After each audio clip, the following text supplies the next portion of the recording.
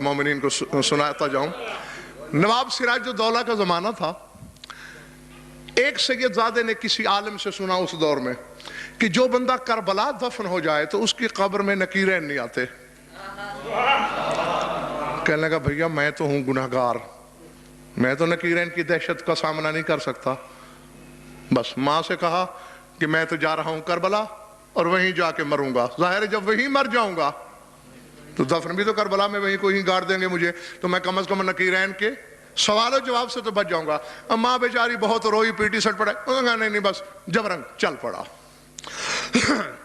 जिस दिन वो पहुंचा सरकार ने उस वक्त के अपने खुद्दाम को आलम रोया में हुक्म दिया कि मेरा एक मेहमान आ रहा है जो मेरी नस्ल से है, फुला फुला उसका नाम है, बंगाल की सरजमीन से चला है और फुला वक्त में फुला दरवाजे से मेरे हरम में दाखिल होगा।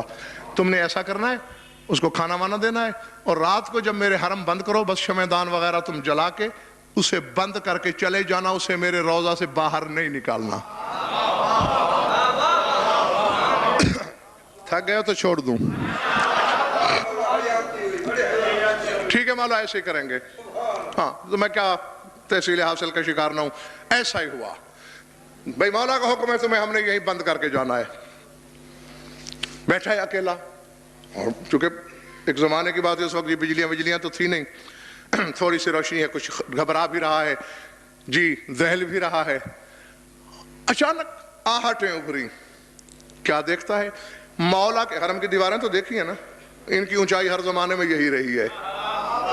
मौला के हरम की दीवारों से ऊंट ऐसे उतर रहे हैं जैसे दीवार से मकोड़े उतरते हैं। हक्का बक्का शशदर हैरान परेशान है, ऊंट जैसा जानवर। नहीं जी मकोड़ा तो एक तो वजन ही नहीं होता, फिर उसकी टांगे होती, वो चश्मा करके उतरता है। ये किस तरह उतर रहे हैं? और खाली भी नहीं उतर रहे, लदे हुए। हर ऊंट पे 2 संदूक। कुछ लोग हैं, संदूक वहां उतारे वापस गए, थोड़ी देर के बाद और कतार आ गई, फिर संदूक उतारे वापस चले गए। जब वो चले गए डरते डरते आगे बढ़ा, देखूं तो इन संदूकों में है क्या। जिस संदूक को भी खोलता है मैयत, जिसे खोला मैयत है। अजीब राज है ये, न कोई इनका वारिस न कोई वाली, ऐसे ही छोड़ के चले गए। कौन दफनाएगा इन्हें, कौन कब्रें बनाएगा इनकी। वापस जाके सरकार के कदमों की तरफ बैठा, जबर मशीयत के तहत आंख लगी। आलम रोया में सरकार ने फरमाया बच्चे देख लिया, ये हमने कानून तोड़ कर तुम्हें दिखाया। आलम आला के आलम मलकूत की चीजों पर आलम दुनिया वाले की नजर जा नहीं सकती। हमने अपने कानून में तरमीम की सिर्फ तुम्हारे लिए। ये देखा है, ये हमारे हुबदार हैं, कोई किसी मुल्क का है, कोई किसी मुल्क का है,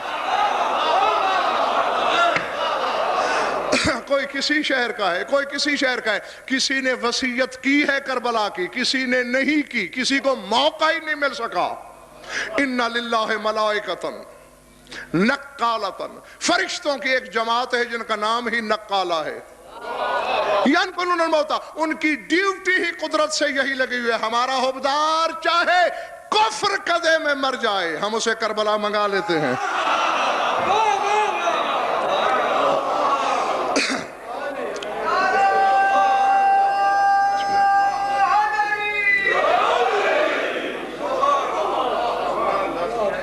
तुम्हारी माँ बेचारी परेशान है, वो रो रही है, वापस चले जाओ। जब तू मर जाएगा हम तुम्हें भी इसी तरह मंगवा लेंगे। और हाँ देखो, बंगाल जाना, सिराजुद्दौला के दरबार में चले जाना। अब क्या क्या नसीब है शौकत उस बंदे का। फरमाया सिराजुद्दौला से हमारा सलाम कहना और उसे कहना कि हमने ये हुक्म दिया है कि फुला जागीर तुम्हें दे दी जाए। मौला वो बादशाह है, अव्वल तो उसके दरबार तक रसाई भी एक मसला है। चलिए मैं किसी तरह गिरता पड़ता पहुंच ही जाऊं, वो मानेगा क्यों मेरी बात को? कोई निशानी मेरे दावे की सिदाकत के लिए। फरमाया तन्हाई में जाके उसे मिलना और हमारी तरफ से निशानी के तौर पर ये 2 शाला उसे दिखा देना। اب خواب میں مولا نے دوشالہ دیا، اس نے خواب میں ہاتھ بڑھایا، انگلیوں سے کوئی چیز ٹکرائی، آنکھ کھلی تو دوشالہ ہاتھ میں تھا۔ اللہ اللہ اکبر۔ ہاں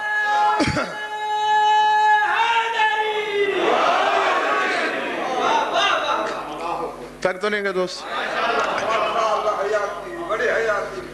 دیکھا خواب کی صداقت پہ مزید یقین ہو گیا۔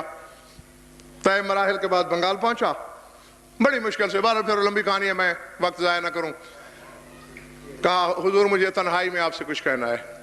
مولا نے سلام کہا ہے آپ کو، اور ساتھ ہی فلاں جاگیر میرے نام منتقل کرنے کا حکم دیا ہے۔ حضور نے کہا جاگیر کی کیا بات ہے، پورے تخت و تاج کا مالک اکبر کا بابا ہے، وہ سارا اس کی جوتیوں پہ نچھاور کر سکتا ہوں، لیکن کوئی نشانی کوئی علامت کہ ہاں بادشاہ سلامت، مجھے بھی پتا تھا کہ آپ مجھ سے یہی پوچھیں گے، تو مولا نے نشانی کے طور پر یہ دوشالہ دیا ہے۔ سراج الدولہ نے تالی بجائی۔ اس نے کہا دو ننگی تلواروں والے اس سید زادے کو اپنی نگرانی میں رکھو، توہین نہیں کرنی، تلخ بات بھی نہیں کرنی، اونچی سانس بھی نہیں لینی، میری واپسی تک بس یہ زیر نگاہ ہے۔ وزیر حیران پریشان، بادشاہ سلامت وہ کیوں؟ ابھی تم ہاتھ چوم رہے تھے کہ مولا کے سلام لایا تلواروں کے پہرے میں۔ کہنے لگا وہ اس لیے کہ یہ دوشالہ میں نے اپنی بہن کے میت پہ ڈالا تھا جسے میں نے بنگال میں دفنایا۔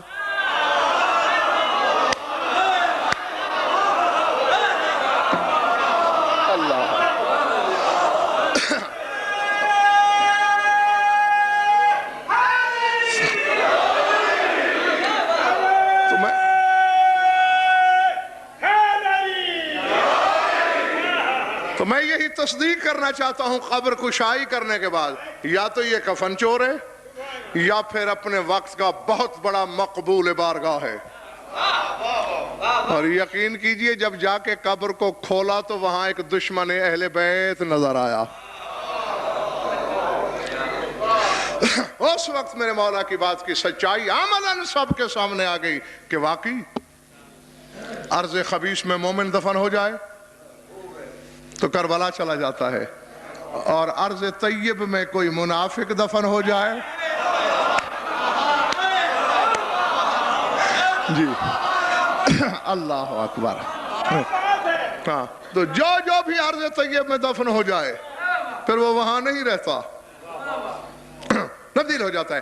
تو مطلب یہ ہے کہ آپ کو دونوں صورتیں میں نے بتا دیں، نہیں کربلا ہو سکتے، حکومت کی طرف سے اجازت نہیں ملتی ہے، یا مصارف اتنے ہیں جو آپ کی قوت برداشت سے باہر ہیں، کسی معصوم کی ذریعے تک اگر آپ کی رسائی ہے تو یوں سمجھ لیں کہ آپ اپنی منت سے، وصیت سے، حکم سے عہدہ برا ہو گئے۔ اور جو ایسا نہیں بھی کر سکتے انہیں اس لیے نہیں گھبرانا چاہیے، یا جو وصیت نہیں کرتے اس ڈر کے مارے کہ جی ہماری جائیداد تو ہی نہیں، ہمارے وارث تو اپنی روٹی بڑی مشکل سے پوری کرتے ہیں، تو ہمیں کربلا یا مشہد یا سامرہ کس طرح لے جائیں گے؟ بس اس یقین پہ تم مر جانا کہ ہم نے 14 کی